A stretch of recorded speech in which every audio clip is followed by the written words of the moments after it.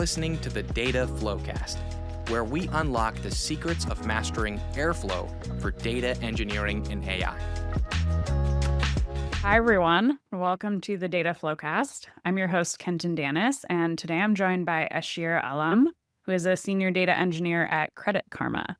Ashir, how are you doing? Doing well. How are you, Kenton? I'm good. Thanks. It's so great to have you on. We're happy to have you here. Let's go ahead and dive in. So for today's podcast, we're going to discuss how Credit Karma manages data quality and governance with Airflow. This is an exciting topic. But before we get into all of that, I want to start with a little bit of background. I think a lot of folks might be familiar with Credit Karma, a pretty well-known company. But for anybody who might not be aware or might not know the details, tell us a little bit about what Credit Karma does. Yeah, so Credit Karma, if you think of it this way, we show credit scores on the app from TransUnion, Equifax, but there's a lot more to that. You have all kinds of financial products on our website, on our app. Like you can go all the way from personal loan, home loans to insurance. So many new things, so many exciting things. And then now I think we also have connected accounts. So you could track your net worth in one place. Yeah. Yeah, very helpful to be able to see all of that disparate data in one interface. I know lots of people who use Credit Karma or similar services. So definitely a lot of value provided there. And I would imagine a lot of data management that comes into providing all of that for folks. So yeah, maybe that's a good lead in to my next question, which is what does your team do? So I think I mentioned TransUnion and Equifax just a moment ago, but we are the gatekeepers of data getting into Credit Karma. We are the primary team to ingest data from our different partners, and that includes TransUnion and Equifax. So name it, credit scores, like credit data, holistic credit data as a whole for any member, for example, you, me, all of those things. And then we will massage the data, do all kinds of transformations, make it usable for all of CK basically. And like all of CK and then make it usable for everyone within. And also like maybe like do data quality, making sure data is clean enough that it can be used correctly. So yeah. Yeah, great. I love your description of that you're the gatekeepers for data getting into the platform. I think that'll be very relevant as we dig in a little more to the data quality piece a little bit later. But tell me before that, where does Airflow fit into your tech stack, into everything that you just described that your team does? So when I joined in, we didn't have Airflow at all within our team. So what happened was we had a whole lot of Scala microservices. Hey, you ingest data. We didn't really care too much about data quality. We were like, okay, some downstream teams will take care of things. And that came into picture because a lot of data is PII, and you want to handle all of that in a specific way. You don't want to expose it to every single system, right? You want to make sure it's clean enough, or PIIs are scraped, or if we have to store PII, it's in a secure database. So the way now, I think with everything that we have now, the way we have Airflow is we'll scrape off all PII, and now we are using it to make the data available to all downstream systems who don't necessarily need any PII. That's one thing. Another use case is data quality, which is, I think, the meat of the topic as well. So we also end up doing data quality, dashboarding, reporting, all those things as well. But I think mainly like data quality and making the data available to downstream systems without any PII data. Okay, got it. And that management of the data and sending it to other systems, the orchestration for that, is that primarily like ETL type pipelines, or what does that look like? It is ETL type of pipeline. So the data So in the first layer, the data will land into our data warehouse. In this case, it is BigQuery, which is provided by GCP, Google. And then from there on, we'll take the data, transform it into different types, maybe flatten the data if we have to. And then all of those things are done via Airflow as an orchestrator. And like you have custom functions, you have all of those things, but Airflow is the primary orchestrator.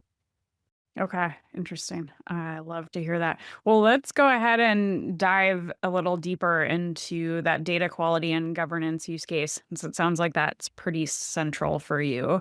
I feel like this is a bit of an obvious question given everything you've already said about what your company does and what your team does, but maybe tell me why is data quality and governance important for Credit Karma?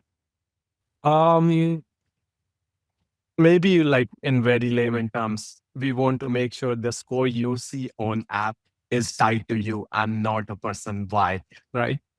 We don't want to make sure people like getting cross, like any kind of cross contamination.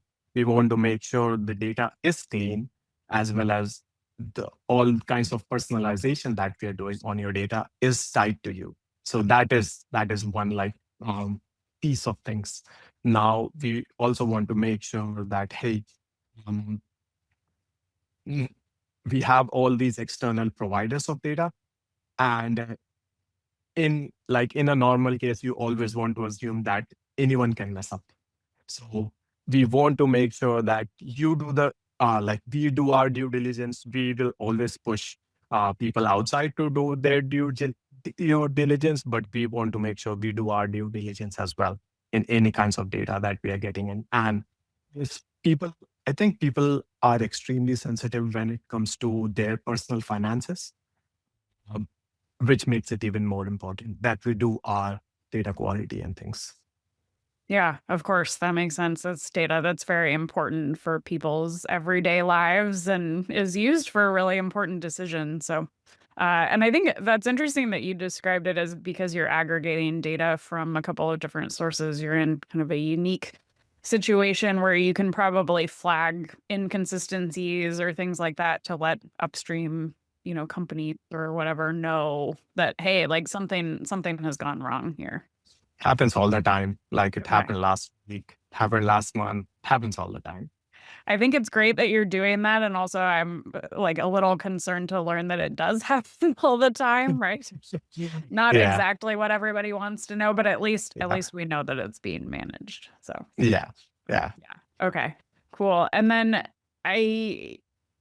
you mentioned before that you did choose, within the last couple of years that you've been at Credit Karma to use Airflow for this use case. What made you choose Airflow over other tools for managing your data quality in this way?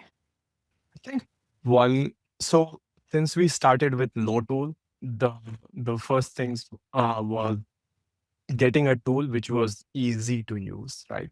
Airflow with its Python syntax and everything, as well as like the basic syntax is so easy to learn by anyone. I think that was the biggest driver for all of us. One other thing that we thought of back in the day was we could use it for ETL, but we could also use it for data quality in a single pipeline. For example, one of the things that we do for our internal use case, sending data to maybe data science, we'll first do data quality checks on the data. And then if everything looks good, then only we transform and send it to like our downstream, or like vice versa. We'll transform, we'll do data quality checks, and then only send it to downstream. It is possible with other tools as well, but then with Airflow, you can do everything in one place, right? We have also started using some other tools, but now we are able to complement all of them with Airflow, which makes it easier. Like you can have one Airflow DAG doing your main thing, but also like reaching out to DBT or some other places and then doing things there. So it's a very unified architecture that Airflow provides, as well as the flexibility of maybe picking and choosing the tools that you want for your use case, but being the main orchestrator for using.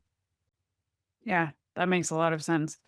And then tell me a little bit more about how you've actually implemented the data quality framework within Airflow. What does that look Yeah. like? Yes. So the way we do it is using something called DAG Factory. DAG Factory is open source library by Astronomer. It is not by Airflow, which is not that big of a bummer, but it's an open source library that Astronomer provides. What it does is so Airflow as of now is Python based, or like with Airflow 3, we are moving to language agnostic tasks, but we'll go there in a bit. Uh, since it was primarily Python based, we thought, why even have people do things via Python? Instead, let's just have them define things in a YAML config file. So the way we do it is we'll ask a user to fill a form. So any kinds of abstraction or like them writing Python code is taken away. They know what they want. They'll fill in a form. Um, and then that form internally is tied to a GitHub executor, which ends up creating a PR on GitHub. What that PR contains are the YAML file, which will power Airflow DAG, which basically gets parsed into an Airflow DAG as a whole. So, and then you have circle CI checks on top of that, and then it gets merged, and then you see the DAG on like production and whatnot. But specifically, like another thing, like think because we knew that the data quality checks might be repetitive. Like we might want one structured format. We just thought, hey, let's plug everything through a YAML, let it have a very same structure, and then change where we need to, or based on the form, we'll just update things for each data quality alert. For example, like one alert could be for data completeness, one alert could be for data accuracy, as an example, and then the GitHub executor on the backend takes care of everything. Yeah, cool. That makes sense. And so I think a lot of our listeners will probably be familiar with DAG Factory. The package, as you said, is open source. Astronomer manages it now, and I think used by a lot of teams who don't want to write their own Python for Yeah. DAGs. You might be the first person I've talked to who's using it for data quality specifically. So I think that's an interesting case where, as you said, there's a repeatable pattern that you're trying to implement. I'm curious what is happening underneath the hood. So like when somebody fills out the form and then that's translated into the DAG Factory YAML, is that going to create like SQL check operators in the DAGs Yes. or? Yes. So you can define custom logic. For example, let's say you said you want to do BigQuery check operator or like some kind of BigQuery operator, table existent operator. You can define in the form. For example, you can do a tick for, hey, I want to check if the table exists as first step. So in the DAG factory YAML, that gets parsed at the end. Step one might be, hey, start the DAGs. Step two might be, hey, check if the DAG, if the table exists or not. Step three might be check null rate of a column X. And everything given like we are using YAML, it was easy to make it standardized and then be like, hey, yeah, everything is working. And then like after all the checks, we want to make sure alerting is set correctly. So we had to write our custom Slack operator and PagerDuty operators. And then that way, our monitoring and alerting is set correctly. Okay, that's great. That leads me into my next question, which was what happens when a check fails? So are you implementing the checks within the ETL DAG and it's stopping the pipeline, or how does that Yeah, work? so in two ways specifically. So one of them being, as you just said, in ETL pipelines, we have we run transformations and then we run some extra checks. As part of that, if something failed, we'll just stop the pipeline, meaning the data did not get into its destination from where downstream could have used. And then simultaneously, Slack and email will be sent for like engineers and who want to take a look at the data and see what's going on. So that is one case. We do have cases where data is just sitting in the data warehouse, and then we also run checks on top of that on a set cadence, like one per day for every 4 hours, every 6 hours. And then like something fails, we'll just send PagerDuty Slack so that whenever we have daily jobs which might run at 12, our data quality checks we try to run by 6 or 5 to make sure that um, teams do have the latest and greatest data, as well as we have time to fix things on our side if something were to break Yeah. at that time. Right. Right.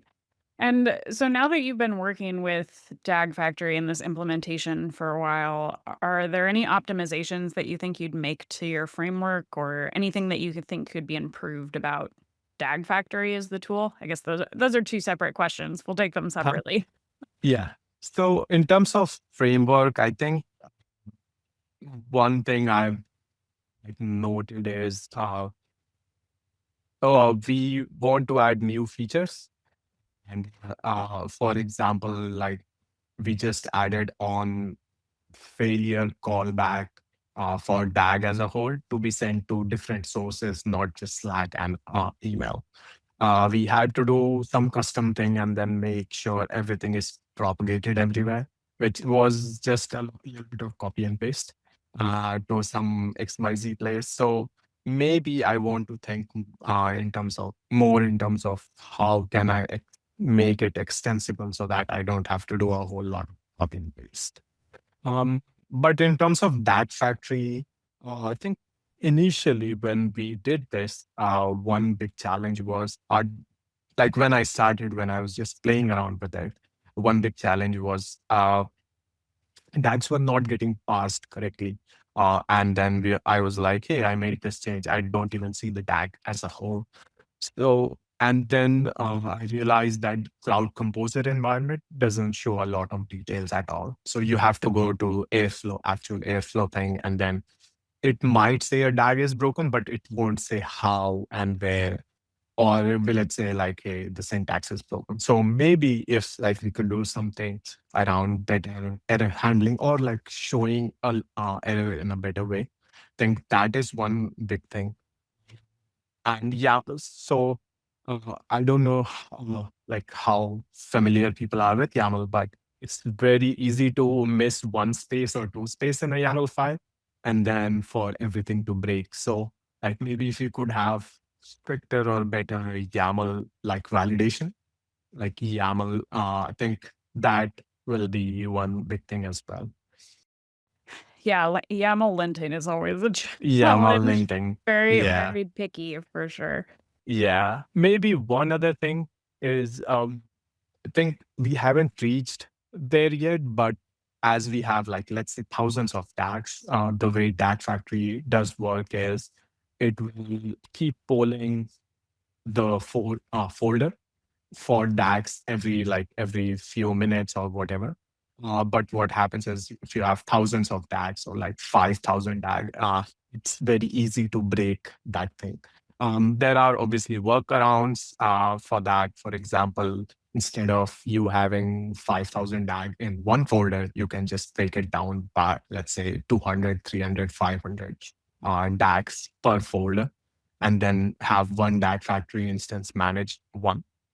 But if we can move everything from runtime like we have right now to, if let's say, compile time, I think we reduce that risk even further of the scheduler not picking up changes correctly for our DAG factory DAG.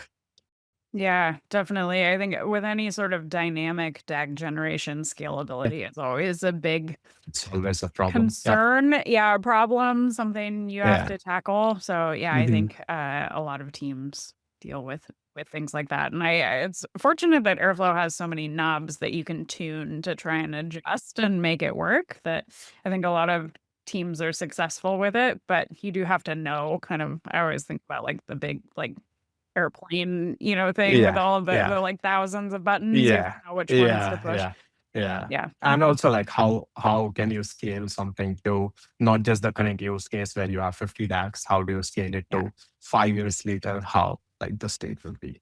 Yeah, definitely. Well, that's great that you're thinking forward in that way.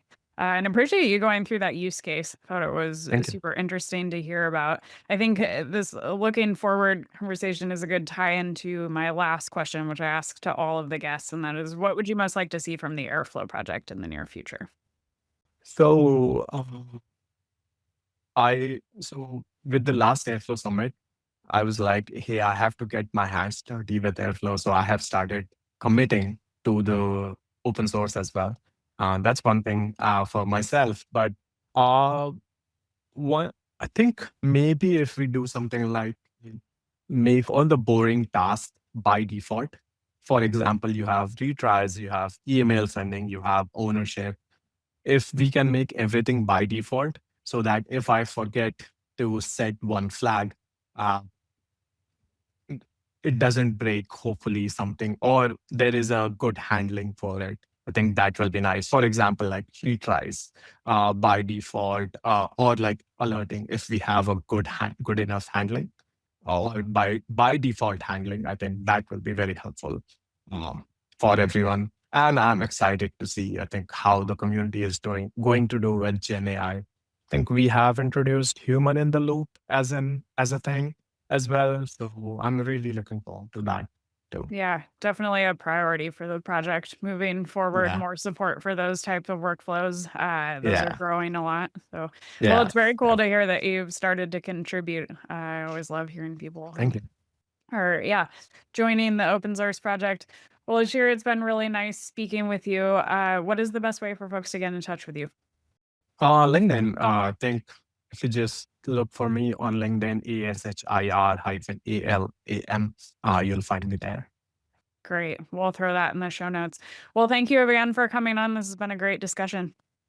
Thank you very much, Kenton. Thank you.